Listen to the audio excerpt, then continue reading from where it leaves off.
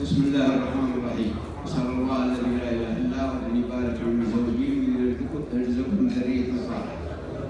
أنا حقيقة عندي نصيحة حصلت في أيام غزو الكويت، اللي طلعوا الأهالي من الكويت وما بقي إلا المتخلفين، وجوا العراقيين وجمعوهم في أرضية المحوشة، وجمعوا الجميع وعرضوا عليه على أنهم يستأصلون أنهم يودونهم العراق.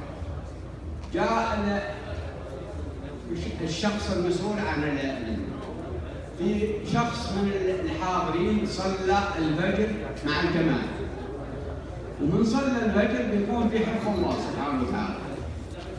فدخل المسؤول قال: أنت وش جابك يا ولد؟